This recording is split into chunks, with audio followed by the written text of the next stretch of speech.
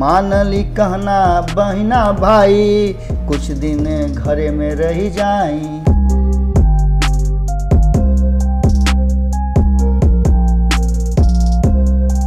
बोला तनी हेरा से अभिनंदन वर बोलो के अपना कार्यक्रम चना का नाम है खूटा ठोक के।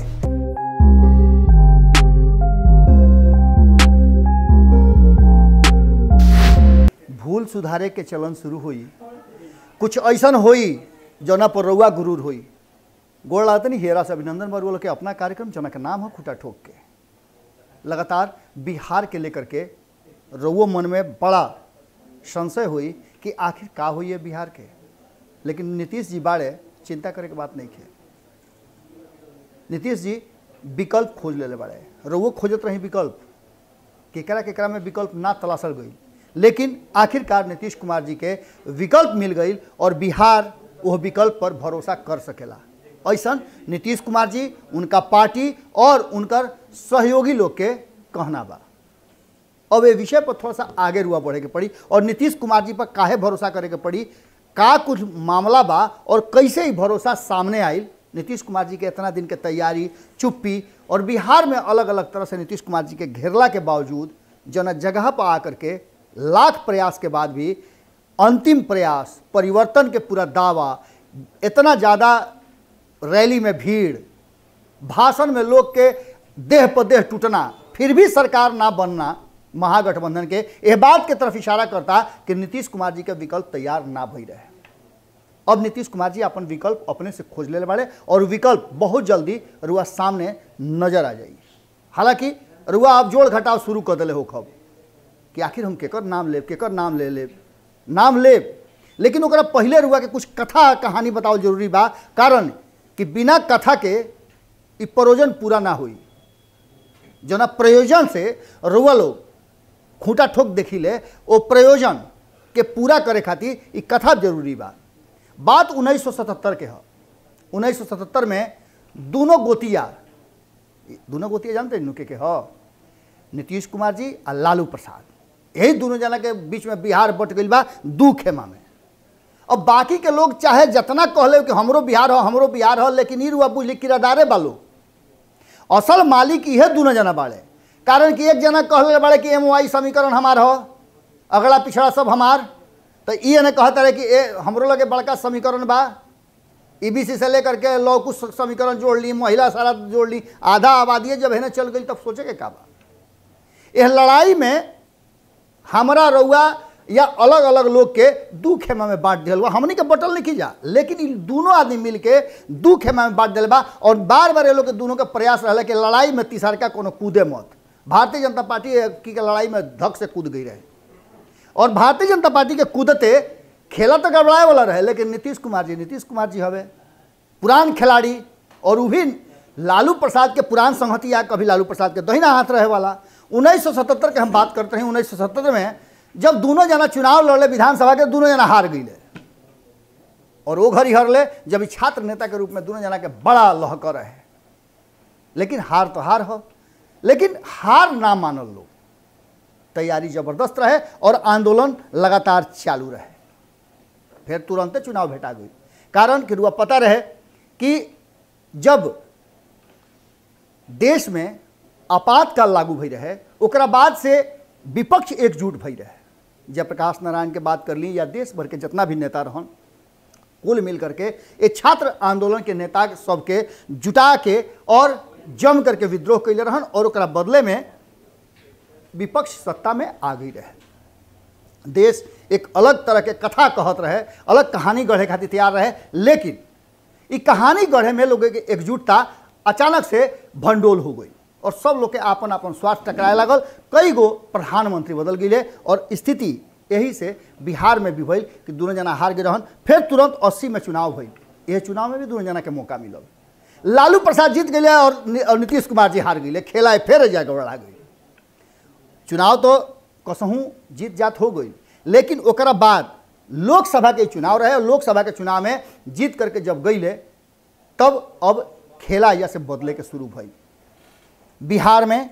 और बिहार के खेला खेलत खेलत 1985 के चुनाव भइल और 1985 के चुनाव में नीतीश कुमार तब जीत करके लालू प्रसाद के संगे संगे हो गई। और उनका साथे साथे अपना राजनीति के पहिया जौन बा आगे बढ़ावे लगले। मौका आयल 1990 के, और 1990 में फिर चुनाव भइल, बिहार में चुनाव भइल, और अचानक से यह बीच में जो 3-4 साल के 5 साल के राजनीति भई रहे ओमें लालू प्रसाद अपना के स्थापित कर रहन, और नीतीश कुमार लालू प्रसाद के संहतिया के रूप में स्थापित भई रहन। व्यक्तिगत उनकर पहचान उतना बड़ा ना हो पावल रहे। अब आपन संभावना नीतीश कुमार लालू प्रसाद में खोजे लागल रहन, और ऐसा अक्सर हुआ देखले होकर कि बांस के जरी बांस जामेला। यह सोच करके नीतीश कुमार लालू प्रसाद के साथे हो गिले, और पूरा खेलकट रुआ लोग बतैले रही कि कैसे नेता प्रतिपक्ष लालू प्रसाद के बनवावल गई। और 1990 में जब मौका आयल, जनता दल बहुमत में आयल, तो धड़ाक से लालू प्रसाद के नाम सबसे ऊपर कह के उनका के बिहार के मुखिया बना दिया गई। कहल गई कि इनका लगे वोट बा, इनका लगे लोग बा, इनका लगे सामाजिक समीकरण बा, कारण कि MY समीकरण पर लालू प्रसाद अपन काम शुरू कर दिले रहन। और वह पते बा कि जमीन पर खड़ा होकर के अब भैंस के सिंह पकड़ के चढ़े वाला बात ढेर कुल कहानी कथा कहत रहन, जोना से आम जनता कनेक्ट होत रही, और यह कुल गुण सिखाल का बाकी रह गई रहे। एकरा बाद कहानी आगे बढ़ल, लेकिन इस संबंध 90 से 94 आवत में गड़बड़ा गई। 94 में नीतीश कुमार, हम ये पूरा कथा रुआ से सुना होता नहीं कि हम जगह पर रुआ के ले आवल चाहता नहीं कि नीतीश कुमार जी विकल्प कैसे तलाशे ले। लालू के विकल्प नीतीश कुमार जी बने के तैयारी 1994 में शुरू कर दिले रहन। 1994 में अलग हो गई, समता पार्टी बनल, और जॉर्ज फर्नांडिस के साथे वो अपना के समर्पित कर दिले।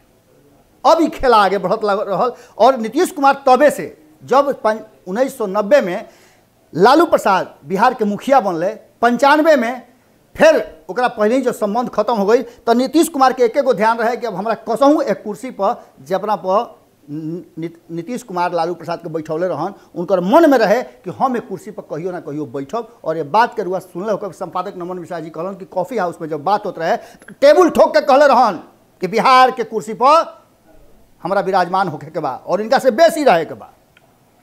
ये खेला वही घर से रचाए लागल, और विकल्प नीतीश कुमार बने लगले लालू प्रसाद के। 2005 रुआ आ जाई। ए बीच के कहानी कहल बहुत जरूरी नहीं है, ऐसे कि विकल्प के शुरुआत जौन बा खुद के विकल्प बना करके नीतीश कुमार जी और लालू प्रसाद के विकल्प के रूप में 1994 से क्रिया कसम खा करके तैयारी शुरू कर दिले रहा। 2005 में अब आ जाएंगे। 2005 में 2 हाली चुनाव भइल। 15 साल के लालू राबड़ी के शासन के 2 हाली बिहार के जनता पीछे कर दिलस। ना पहला हाली फरवरी में जब चुनाव भइल तौना में बहुमत मिलल लालू प्रसाद के, आ ना ओकरा बाद अक्टूबर में भइल तो बहुमत मिलल। अब नीतीश कुमार जी एजा से एक छत्र राजा हो गए और खुद के विकल्प बना के तैयारी शुरू कर दिले। 10 साल पर बदलेला इरुआ से बार बार कहिले, 10 साल में बदल गई। फिर नीतीश कुमार वही लालू प्रसाद के संहतिया बन के और 2015 के चुनाव यानी कि 2005-2010 10 साल के बाद दशा बदलल, और 2015 में बिहार के कहानी फिर से नया अध्याय जुड़ाए लगल। लेकिन यह अध्याय चलल ना। विकल्प एजे से अब शुरुआत हो गई कि नीतीश कुमार के विकल्प के बनी। तो नीतीश कुमार सबसे पहला विकल्प के रूप में जब खोजले तो उनका सामने जो चेहरा नजर आयल वो चेहरा रहे प्रशांत किशोर के। और वह याद हुई कि 2015 के चुनाव में प्रशांत किशोर बहुत मजबूती के साथ तैयारी कैले रहन, और नीतीश कुमार के कतना सलहिया रहन। कहल जात रहे कि नीतीश कुमार के जौन विकल्प बाड़े उनकर ओहदा जौन लिही, उनकर जौन कुर्सी जरा भेटाई वो प्रशांत किशोर बाड़े। लेकिन प्रशांत किशोर राजनीतिक व्यक्ति ना रहन, और उनका पीछे पलीदा लाग गई, लगा के धड़का दिहल लोग। RCP सिंह और उनकर टीम जैसन की कहल जाला कि प्रशांत किशोर के जदयू से ही खेमा उखाड़ दिया लोग, सौंसे उनकर रेवटी उठी उखाड़ के भगल है और अपना पुरनका काम में लाग गई। ओकरा बाद विकल्प के रूप में कहीं ना कहीं तेजस्वी यादव पर नजर रहे, और तेजस्वी यादव के विकल्प मानत अचानक से बुझाई नीतीश कुमार के गरीब तरीके ये तो बहुत बड़का गलती करता नहीं हम, दुश्मन के हाथ में हथियार। और वजह से नीतीश कुमार विभिन्न कारण से तुरंत अपन गोला लेके भगले, नया गोल में फिर से पुरनके गोल में आ गई और महागठबंधन से बाहर भइले, और ये विकल्प एजे विराम दे दिले। अब आगे विकल्प के तलाश शुरू होने लगल कि आखिर नीतीश कुमार के विकल्प के। ये विकल्प के तलाश करत करत कई लोग के चेहरा उनका सामने आई। हालांकि यह बीच में रुआ लोग के एगो बात कहल भुला गए रहनी हा, ऐसे भुला गए रहनी हा कि वो विकल्प ना रहे हा, वो मजबूरी रहे हा। जीतन राम मांझी जिनका के लगभग 6-7-8 महीना खातिर बिहार के मुखिया और मुख्यमंत्री के कुर्सी दिले रहन, वो विकल्प कभी हो भी ना सकत रहे हा। क्यों कारण कि ओकर उम्र भी ना रहा उनकर और उनका लगे उतना अनुभव भी ना रहा। अनुभव जौना रूप में चलावे के चाहिए ओह रूप के बात करतनी हम। ऐसे तो बहुत ही वरिष्ठ और बहुत ही सम्मानित नेता बा। अब विकल्प के तलाश करत करत नीतीश कुमार जी के जब नया विकल्प ना भेटाइल तो वो RCP सिंह के विकल्प लोग माने लागल। लेकिन एजो एगो खेला रुआ समझ जाई कि जब प्रशांत किशोर गैर राजनीतिक व्यक्ति विकल्प ना हो सकले नीतीश कुमार के, तो RCP सिंह विकल्प कैसे हो सकेले। RCP सिंह के उहो मजबूरी में उनका के भले ही पदवी दिहल गई लोग है और कहल गई लोग है कि तू यह चीज़ के संभार, लेकिन नीतीश कुमार के विकल्प तलाशे में अभी तक ले कमी ना भई रहे। एकरा पहले एक विकल्प पर नीतीश कुमार और गौर कैले रहन। 2019 के चुनाव में बड़ा मजबूती के साथ चिराग पासवान पर भरोसा कैले रहन और उनका के विकल्प के रूप में सामने खड़ा करे के तैयारी कैलन। लेकिन अचानक से चिराग पासवान विकल्प बने से ज़्यादा विरोधी बन गए नीतीश कुमार के, और नीतीश कुमार के नीति सात निश्चय और अपना क्षेत्र में भइल काम के विवेचना करके नीतीश कुमार पर अंगुली उठाना शुरू कर दिले और एजे से विकल्प इहो खत्म हो गए। RCP सिंह तत्कालीन विकल्प रहन, लेकिन नीतीश कुमार के जो तैयारी रहे वो असली विकल्प तक ना पहुँचे रहे। अब चुनाव भी हो गए 2020 के और कई लोग नीतीश कुमार के विरुद्ध लड़ल और यह लड़ाई में एगो विकल्प नीतीश कुमार के नजर आयल और उनकर पुरान संगतिया रहन। हम बात उपेंद्र कुशवाहा के करतनी। उपेंद्र कुशवाहा राजनीतिक व्यक्ति भी रहन, नीतीश कुमार साथ काम भी कैले रहन और उनका राजनीतिक अनुभव भी रहे, कई हाली टूट के जुड़े रहन। दूसरा चीज़ कि नीतीश कुमार के तरह बड़ा ही संतुलित और संयमित भाषा के प्रयोग करत, कोनो ओछी बात या फिर उस श्रृंखल टाइप उनकर कोनो व्यवहार नजर ना आई और बार बार शिक्षित होके के साथ साथ बिहार के जनता के नज़र में एगो सॉफ्ट कॉर्नर उपेंद्र कुशवाहा के तरफ जरूर रहे और संगे संगे नीतीश कुमार के जो लौकुश समीकरण रहे वो सधात रहे। जौन लौकुश समीकरण नीतीश कुमार के हरावे के कारण बनल 8-9 गो लोग इस समाज के लौकुश समाज के दूसरा पार्टी से जीतल, जौन के नीतीश कुमार के बर्दाश्त ना रहे और यही बात के लेकर के कहीं ना कहीं नीतीश कुमार जौन अपन विकल्प खोजले, विकल्प के तलाश कैले, वो विकल्प उपेंद्र कुशवाहा रहन। अब जितना लोग बा उस सारा लोग के किनारा करते हुए अंततः नीतीश कुमार के भरोसा पर खरा उतरले और एक खरा उतरला के बाद अब नीतीश कुमार जौन की पिछला 15 साल से लगातार 2% वोट वाला यह बिहार के गद्दी पर अपना नीति रणनीति और सोच के साथ बैठल बा। ये बात उनका भरोसा हो गई कि उपेंद्र कुशवाहा के अइला के साथ उपेंद्र कुशवाहा भले ही केहू कुछो कहे, लेकिन कुशवाहा समाज के बड़ी सम्मानित और एकदम खूंटा ठोक के नेता बन। एक खूंटा ठोक में आज एजे हम विराम देव, लेकिन एक बात जरूर कहब कि कई लोग के रास्ता मूद करके जो चौराहा पर हुआ से बार बार कहता नहीं कि नीतीश कुमार खड़ा वाले आगे जाई, दहिने जाई, बाएं जाई, बैक होके कोनो सवाल ना रहे और अचानक से उनका नजर आ गई कि सामने खड़ा जो व्यक्ति बा जना के नाम है उपेंद्र कुशवाहा, वो दोनों रास्ता अगर हमरा संगे मिल जाता तो चौक कर दी।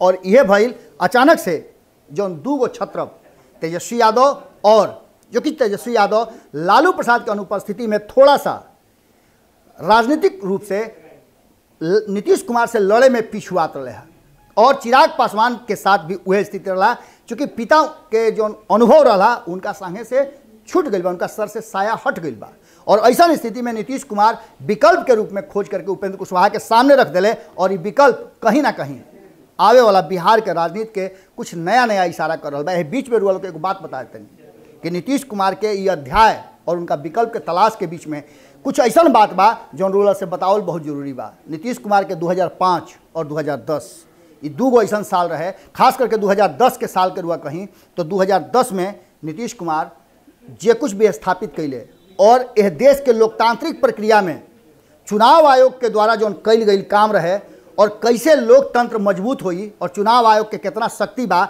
एकरा पर रुआ लोग सामने एक बहुत बृहद शोध के साथ एक नया खुलासा के साथ रुआ लोग के सामने एपिसोड लेके आ रहा बनी।